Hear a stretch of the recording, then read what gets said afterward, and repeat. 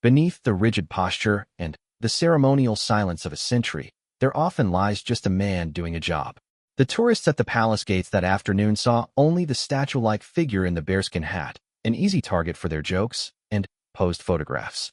They prodded for a reaction he could not, give. They whispered about his stiff expression, calling him robotic and unfeeling, never imagining that the true man behind the uniform was a monument to a kind of pain and resilience they could scarcely comprehend. Their mockery was a careless spark, unaware it was falling upon the tempered steel of a survivor. The afternoon sun beat down on the slick cobblestones of the palace forecourt, baking the air into a thick, tourist-scented haze. Among the shifting crowd of brightly colored t-shirts and raised smartphones, Guardsman Aaron McAllister stood as a fixed point. His world was measured in breaths, in the minute adjustments of weight against the blister forming on his right heel, in the unwavering focus on a single chip in the stone wall 20 meters ahead. The famed bearskin hat, heavy and hot, sat upon his head like a crown of wool and sweat.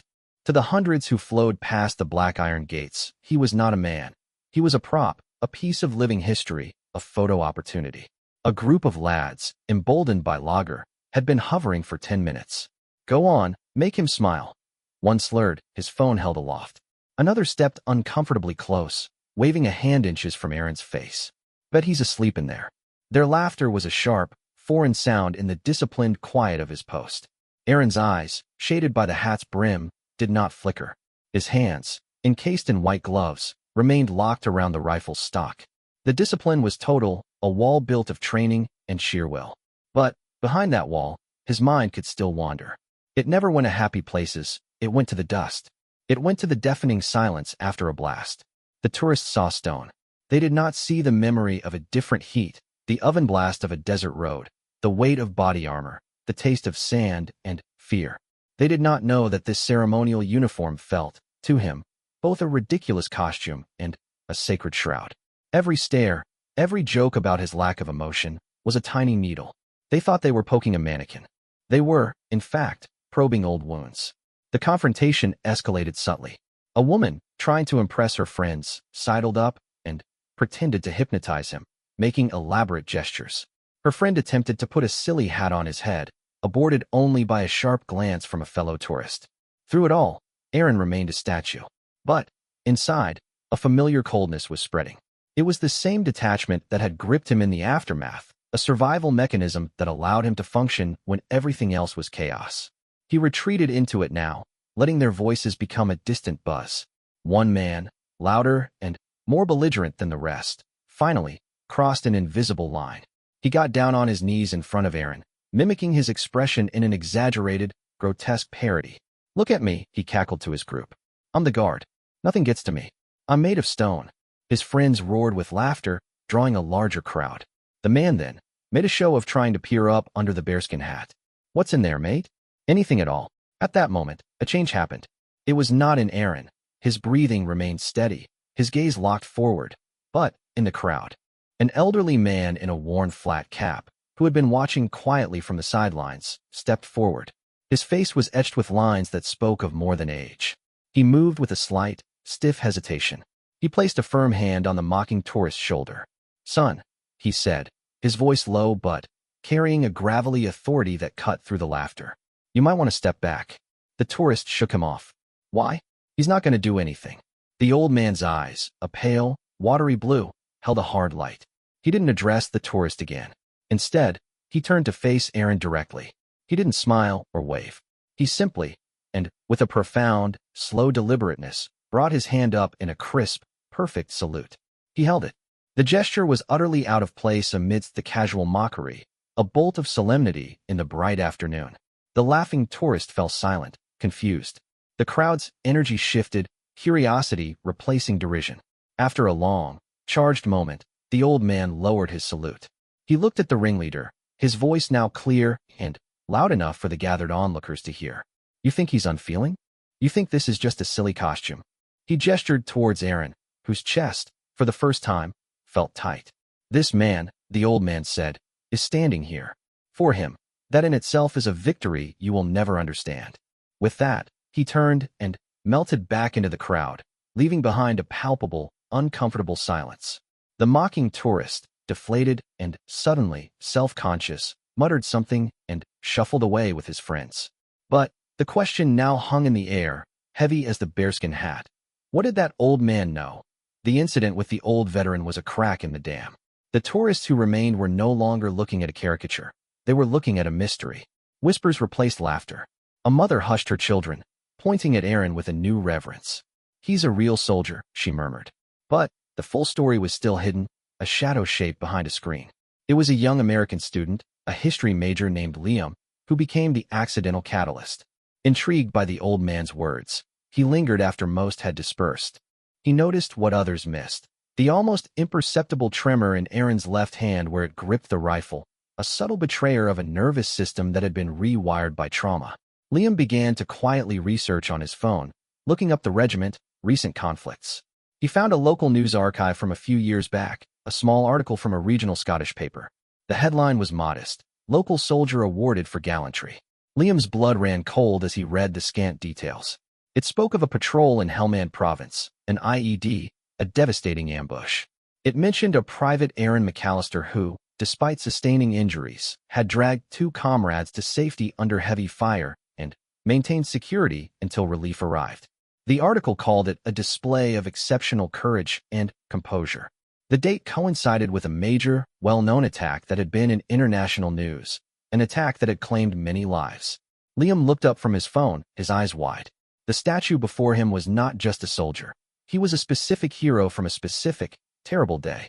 The ceremonial scarlet tunic no longer seemed pompous. It looked like a bandage over unseen scars. The rigid posture wasn't robotic. It was the posture of a man holding himself together by sheer force of habit. Liam didn't dare speak to Aaron. Instead, he spoke to the people around him. He showed them the article on his screen. The story spread through the crowd not as a shout, but as a hushed, sobering contagion. A woman put her hand over her mouth. A man removed his hat. The atmosphere transformed from one of holiday frivolity to one of solemn witness. Inside his rigid frame, Aaron was acutely aware of the change. The weight of their stares was different now. It was no longer the light, prickling weight of ridicule, but the heavy, warm weight of recognition. It was almost harder to bear. The discipline of his duty was the scaffold that kept him upright in life. To have that privacy invaded, to have that terrible day dragged into the sunny London afternoon, felt like a violation. Yet, a tiny, frozen part of him felt a bizarre sense of relief. The truth was out. The man in the costume was seen. His relief was short-lived. The crowd's newfound respect took a tangible form. People began to line up, not for silly photos, but to simply stand beside him for a moment, to offer a silent nod of thanks. A young boy, guided by his father, saluted clumsily. An elderly woman placed a small poppy wreath she'd just purchased from a vendor at the base of his sentry box. Each gesture was a kindness, but each one also chipped away at the wall he relied upon. He was being thanked for surviving, and survival was a memory filled with noise and loss. His focus on the stone chip in the wall began to waver. The present reality and the past trauma started to bleed together. The smell of sunscreen from the crowd mixed with the phantom smell of cordite and burnt earth. The rustle of tourist maps became the rustle of radio static in his ear. He was back there. The heat was no longer the sun, it was the blast wave. The weight on his shoulder was not the rifle, but the body of his friend, Cal. The silence he was meant to keep became the ringing silence after the explosion, a silence so loud it was deafening. He felt his breath coming shorter, the polished leather of his boots seeming to sink into sand. He was losing the present. He was on the edge of vanishing into the memory, right there in front of the solemn, watching crowd. The past didn't just whisper to Aaron McAllister, it roared. As the respectful crowd stood in a quiet semicircle, their presence morphed from supportive to oppressive. The sea of faces blurred into the haunting visages of his past.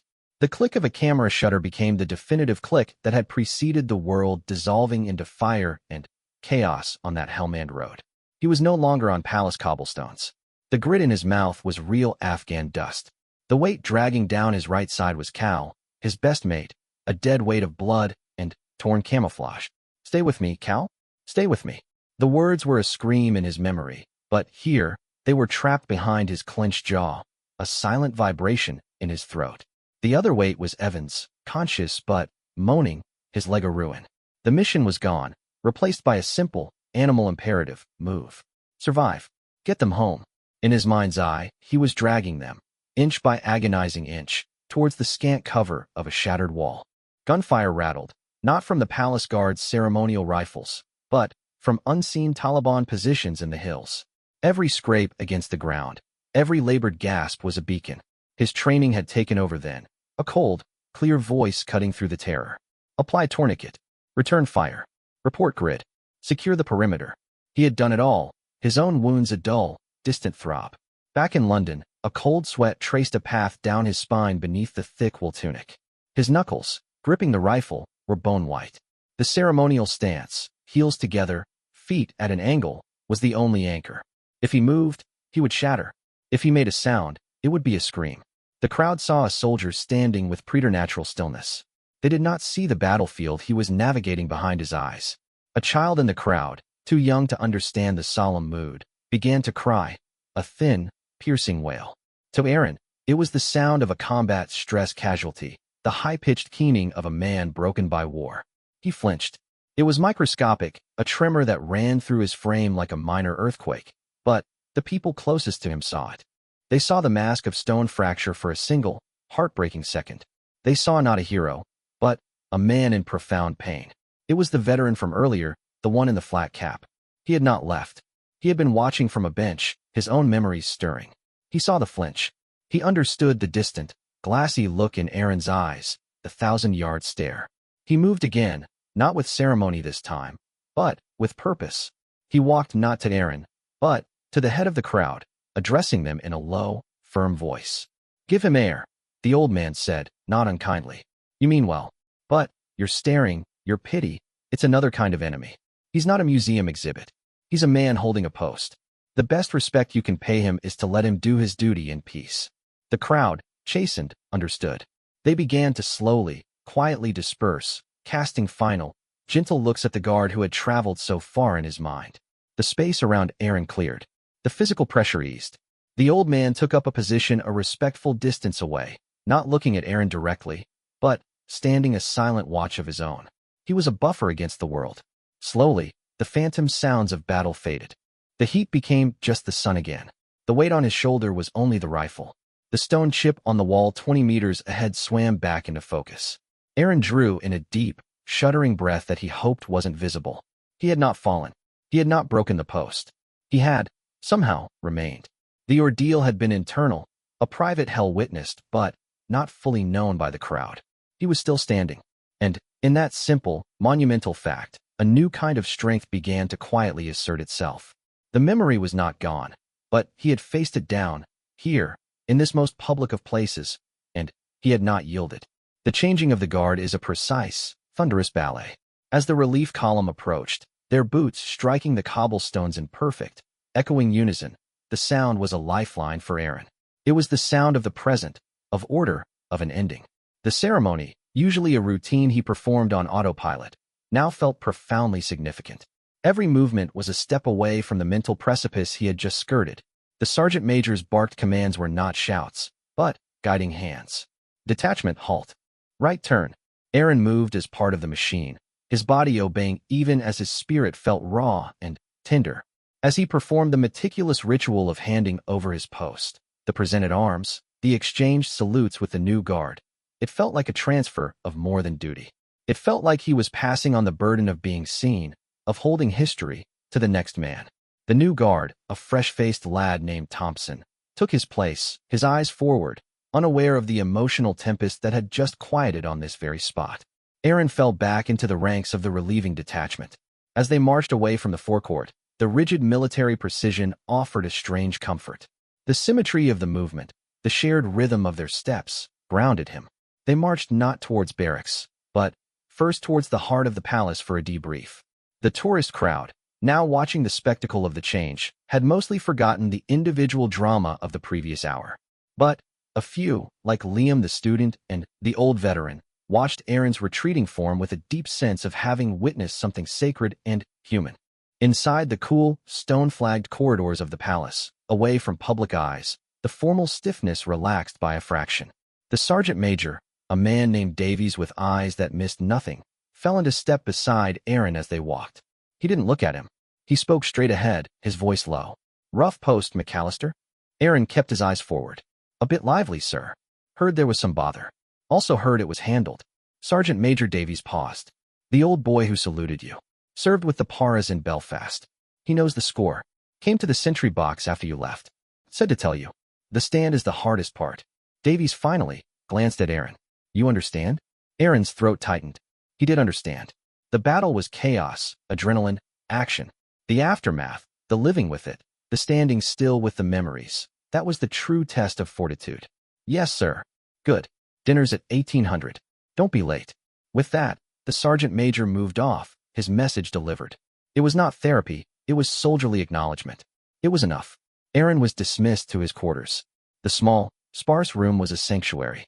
He methodically removed the ceremonial uniform, each piece heavy with symbolism and sweat. Hanging up the scarlet tunic, he ran a hand over the medals quietly nestled in their case. Among them was the conspicuous gallantry cross. He never wore it on palace duty. It felt too personal, too loud for the anonymous, ceremonial role. Today, he took it out, holding the cool medal in his palm. It was just a piece of shaped metal and ribbon, but it felt anchored to his soul. He sat on his narrow bed, the medal in his hand, and, for the first time that day, he let the memories come without fighting them. He thought of Cal's laugh, loud and infectious. He thought of Evans, who had lost his leg but had recently sent a photo of himself completing a marathon on a blade. He thought of the silence after the rescue helicopter had finally taken them away, a silence more profound than any he'd known before or since. The shame he sometimes felt for surviving, the guilt that was a constant, low-grade fever, was still there. But today, something else was there too. The tourists' initial mockery had been a poison, but their subsequent understanding, however clumsy, had been an antidote. The old veteran's salute and his message were a bridge between two worlds. He was not just a broken man in a costume. He was a survivor standing his post, literally and figuratively. The two identities, soldier and sentry, casualty and guard, were not separate. They were fused, forever. And, for the first time, that fusion felt less like a fracture and more like a form of strength, hard-won and unbreakable. The following morning, Aaron McAllister was scheduled for a different duty, inside the palace walls. He walked through the same gates, past a fresh crowd of tourists already gathering. He saw the new guard on the now familiar post, Guardsman Thompson, standing with the earnest rigidity of a new posting. A family was trying to make him laugh. Aaron paused, just for a moment, watching. He felt no anger toward the tourists. They were just people seeking a connection, a story to take home. The mockery was ignorance, not malice. And the understanding, when it came, was human and raw. He continued on, his step firm. His duty that day was in the Grand Hall, standing watch over a display of historic colors, battle flags from regiments long dissolved into history. It was a quieter, more contemplative post. The tourists here spoke in hushed tones, overawed by the soaring ceilings and the faded, tattered silk of the standards. They glanced at him, but here he was part of the furniture, a guardian of the past. As he stood, his mind was clearer. The ghosts were quieter. He thought of the old veteran's words. The stand is the hardest part. He had stood his post yesterday, both the physical one on the cobblestones and the psychological one against his past. He had not fallen. Near the end of his watch, a small group approached the display. Among them was Liam, the American student. He didn't try to engage Aaron. Instead, he spent a long time reading the plaques beside the old colors, the stories of battles at Waterloo, the Somme, Dunkirk, stories of survival and loss. Eventually, Liam turned. He didn't salute or make a scene. He simply met Aaron's eyes and gave a single, slow, respectful nod. It was an acknowledgement between them, the knower and the known. Aaron, breaking the strictest rule of all for just a heartbeat, gave the tiniest, almost imperceptible nod in return. It was not an acknowledgement of heroism, but of shared understanding. Then, Liam moved on, disappearing into the flow of history. When Aaron was relieved, his walk back through the palace felt different. He was not escaping. He was carrying himself with a new peace. He passed a window overlooking the forecourt. The crowd was thick around the sentry box. He saw a child offering the guard a drawing. He saw people taking photos, but their gestures seemed less invasive, more appreciative. The story of the guard who had survived had, perhaps, subtly changed the atmosphere, at least for a day. That evening, he wrote a letter. Not to Evans or to Cal's family, though he wrote to them often. This one was to the regiment's welfare officer, inquiring about speaking to new recruits. Not about tactics, but about the aftermath. About the stand. He felt a responsibility now, not just to the memory of his friends, but to the living. To the young soldiers who would one day have to find their own way to stand watch over their ghosts. He sealed the letter and placed his medal back in its case. He looked at himself in the small mirror. The eyes that looked back were tired, and they held a sadness that would never fully leave. But they were clear. They were present. He was Guardsman Aaron McAllister. He was a survivor of Operation Tory Gate. He was a ceremonial guard who stood watch over history. He was a man who had been mocked, then seen, and had found a way to bear the weight of both. The uniform he would put on tomorrow was the same.